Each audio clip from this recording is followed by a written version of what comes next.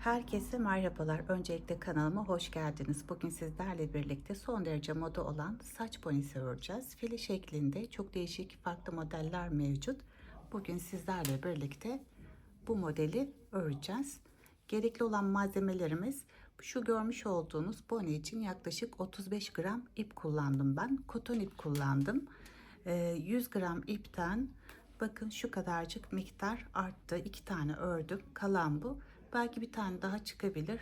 Çıkmasa da çocuk bonesi yapılabilir diye düşünüyorum.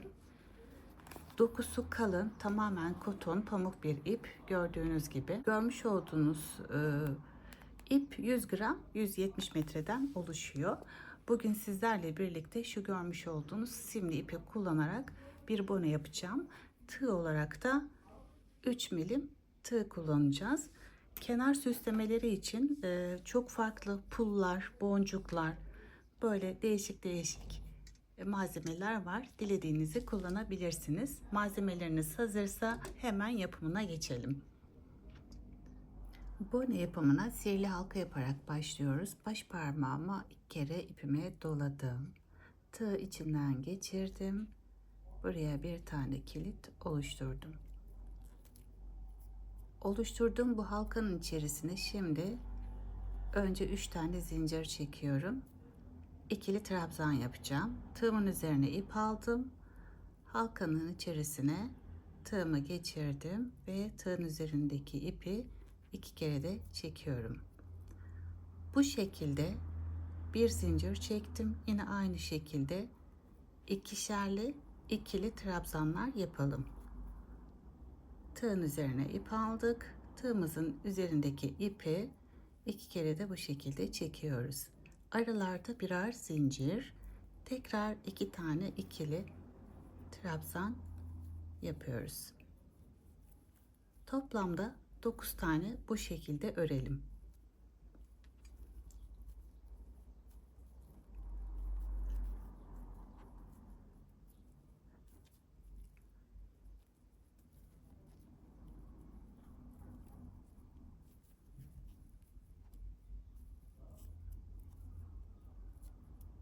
Şöyle sayalım. 9 adet olana kadar örelim. 9 adet ikili trabzanlarımı tamamladım şu şekilde. Toplamda tek tek sayarsanız 18 tane ikili trabzan oluyor. Şimdi halkayı küçültmemiz gerekiyor. Eğer bu yöntemle yapmakta zorlananlar klasik tek bir parmağı dolayarak ya da zincir çekerek de halka oluşturabilir. Şimdi bakın şöyle asıldığım zaman kısalan ipi gördüğünüz gibi altta kaldı. Şunu kendime doğru çekeceğim halkayı daraltmak için. Bakın şöyle kendime doğru çekiyorum bunu. İyicene daraldıktan sonra halkam şu ipe asılacağım. Şu şekilde. Daha sonra bunu arkada iğne yardımıyla mutlaka sabitleyin. Açılmalar olmasın. Yürütmeyeceğim burada. Şimdi bakın buraya 1, 2, 3 tane zincir çekmiştik. Bu bizim birinci trabzanımızdı. 1, 2, hemen şu ikincinin tepesinden tığımı geçirdim. Buraya bir tane ilmek kaydırdım. Sonra ikinci trabzanın da tepesinden şu şekilde ilmeği kaydırdım. Tekrar şu zincir çekmiştim aralarda. Oraya bir tane daha ilmek kaydırdım. Şimdi 3 tane zincir çekiyorum. Tığımın üzerine ip aldım. Buradaki boşluğun içerisine bir tane ikili trabzan yapıyorum. Şunları oluşturacağız. Şu modeller oluşacak şimdi.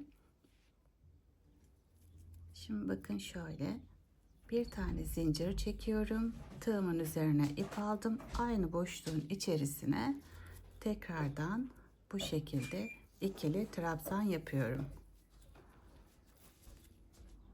Bakın ilk su taşı modelim oluştu. Bundan toplamda 9 tane olacak. Ve bizim her sırada örerken aralarda hep birer zincir çekeceğiz. Şimdi devam edelim ikincisini yapmaya. Şimdi burada bir zincir çekiyorum. Şöyle tığımın üzerine ip aldım. Hemen şuradaki ikinci zincir çektiğimiz yerin boşluğuna tekrar aynı modelden örüyorum. İkili trabzan yaptım, 2 tane zincir çektim. Aynı yere bir kez daha ikili trabzanlarımı yapıyorum. Bir zincir, tekrar bakın şura aralarda zincir yoktu. İkişerli yaptığımız trabzanların aralarında birer tane zincir vardı. Oralara bu şekilde su taşı modellerini oluşturuyoruz. Toplamda 9 tane olacak. Bir zincir, tekrar boşluğun üzerine 2 kez ikili trabzanımı yapıyorum. Bu şekilde sıra başına kadar örelim. Sıra başına kadar 9 tane su taşımı ördüm. Şimdi bir üst sıraya nasıl geçiyoruz? Bakın 1, 2, 3 tane zincir çekmiştik. 1, 2, ikincinin içerisinden bu şekilde tığımı geçiriyorum. Ve buraya bir ilmek kaydırıyorum. Şimdi ikinci trabzanın şu tepesinden bir ilmek daha kaydırdım. Ve şimdi orta kısma bir tane daha ilmek kaydırdım. Şimdi 3 tane zincir çekiyorum. İlk su taşı modelini yapacağım. Hemen ikili trabzanımı yapıyorum. Bir zincir, tekrar aynı yere 2 tane ikili trabzanımı yapıyorum. Şimdi ilk önceki sırada burada bir zincir çekmiştik arasında. Bu sırada 2 tane zincir çekiyoruz. Tekrar su taşı modelimizi yapıyoruz. Bir zincir ve ikili trabzanlarımız. Şimdi 2 tane zincir.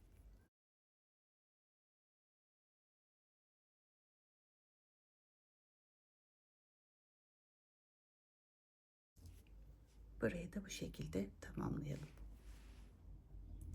Üçüncü sıramı tamamladım. Bakın su taşı modellerin 1, 2, 3, 4, 5, 6, 7, 8, 9 tane. Orta kısmı hangi sayıyla başlarsak kenarlarda o şekilde olur. Eğer biz buraya 8 tane yapmış olsaydık, örneğin çocuklar için örecekseniz iç kısmına 8 tane yapın. Şu görmüş olduğunuz modellerin de sayısı 8 olacak. Şuradan anlatmaya devam edelim. Şunu şöyle bir açayım. Mantığını anlatmak için. Şimdi bakın 1, 2 ve 3. biz burayı tamamladık. Bir sonraki sıramızda yine su taşı modelini yaptıktan sonra burada 3 zincir çekeceğiz. Bir sonrakinde 4, bir sonrakinde 5 ve 6. Bu şekilde örerekten şapkamızı genişleteceğiz.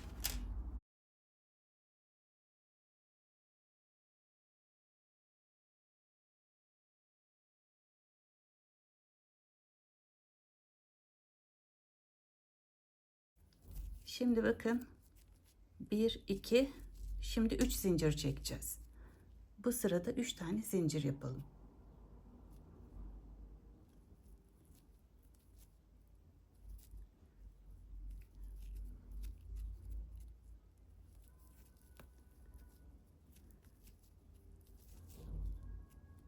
Tamamlayıp tekrar görüşelim. Dördüncü sıramızı aralarda üçer zincir çekerek tamamladık. Genişliğimiz ise 11 santim. 1, 2, 3, 4, 5. sıramızdayız. Aralarda dörder zincir çekerek ilerleyeceğiz. Birinci zincir, ikinci zincir, üçüncü zincir, dördüncü zincir sıramızdayız. Bir sonraki sıramızda 5 zincir, bir sonrakinde 6 zincir çekerek örmeye devam edeceğiz.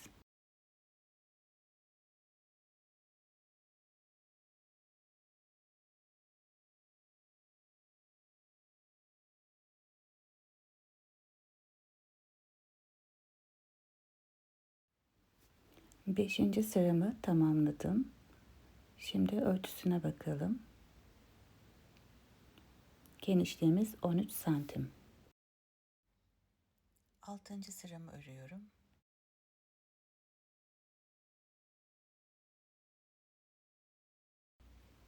Altıncı sıramı aralarda beşer zincir çekerek tamamladım. Gördüğünüz gibi hafif bombeleşmeye başladı.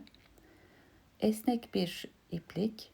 Hafif böyle elimle esneterek şekil vermeye çalışıyorum. Şimdi size bunun ölçüsünü de verelim. 6. sıranın sonunda bonemizin genişliği, hemen ölçelim. 17-17,5 santim civarında. Şimdi 7. sıramızı aralarda 6 zincir çekerek tamamlayalım. 7. sıramı aralarda 6 zincir çekerek örüyorum. Bu sırayı da bu şekilde tamamlayalım.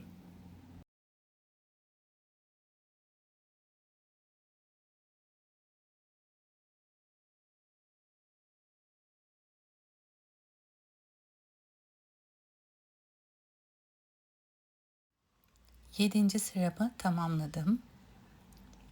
1, 2, 3, 4, 5, 6, 7 aralarda 6 zincir çekerek ördüm. Gördüğünüz gibi artık bonemiz şekil almaya başladı.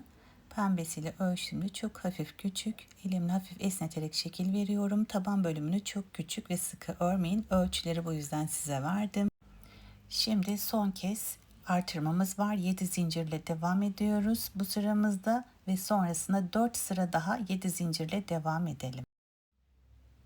7 zincirle 4 sıra ördüm. Pembe olanla da ölçüyorum gördüğünüz gibi. Kafama da yerleştirdim.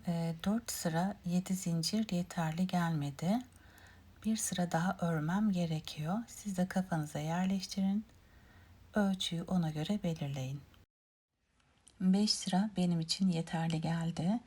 1, 2, 3, 4, 5 gördüğünüz gibi 5 sıramı tamamladım. Şimdi kenar bölümüne geçeceğiz. Bunun için önce size nasıl ilmek kaydırdığımı tekrar hatırlatayım. 2 tane ilmek kaydırmıştım. Şimdi boşluğun içerisine bir daha ilmek kaydırdım. Bir zincir, boşluğun içerisine bir tane sık iğne yapıyoruz. Şimdi sıradaki trabzanın tepesine bir sık iğne, tığımın üzerine ip alıyorum ve zincirin üzerine yalancı trabzan yapıyorum. Tığın üzerindeki ipi bir kere de çektim. Tekrar yapıyorum aynı işlemi. Şimdi bir kez daha yapıyorum. Toplamda 3 kez yapmış olduk. 2 zincir. Tığın üzerine ip alarak bunu buraya sabitliyorum. Şimdi 3 kez daha yalancı trabzanımızı yapalım. Tığımızın üzerindeki ipi bir kere de çekiyoruz. Şimdi modelin olduğu yere geldiğimizde de 3 tane sık iğne yapacağız buraya. Birinci sık iğnem, ikinci sık iğnem tam orta kısma denk geldi ve üçüncü sık iğnemi yapıyorum bu şekilde. Sıra sonuna kadar bu şekilde öreceğiz. Zincirlerin olduğu yere 3 kez yalancı trabzan, 2 zincir sabitledikten sonra 3 kez yalancı trabzan ve modelin üzerine 3 sık iğne şeklinde.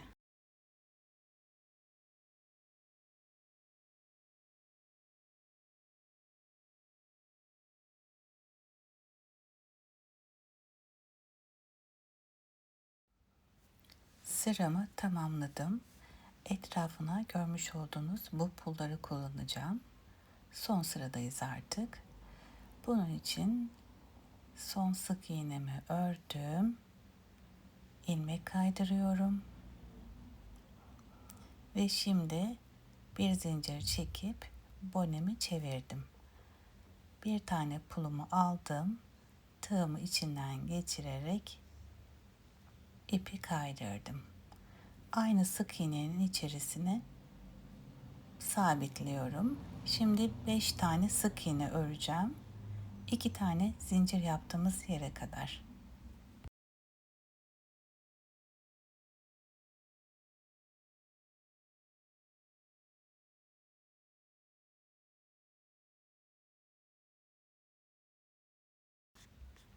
Şimdi tekrar pulumu alıyorum. İçinden geçirdim. Bu şekilde tekrar aynı yere sabitledim. Şimdi 5 kez daha sık iğne yapıyorum. Su taşının tam orta kısmına denk gelecek.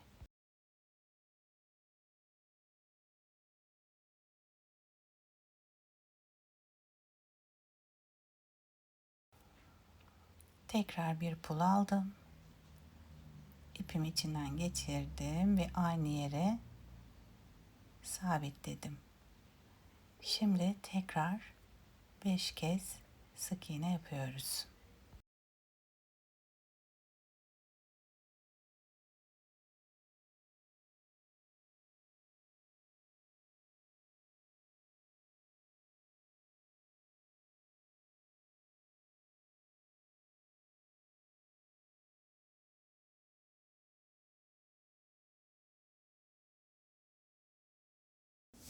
Bu çalışmamla ilgili yorumlarınızı heyecanla bekliyorum. Kanalıma ücretsiz olarak abone olmayı, beğeni ve yorum yapmayı unutmayın. Tekrar görüşünceye kadar hoşça kalın.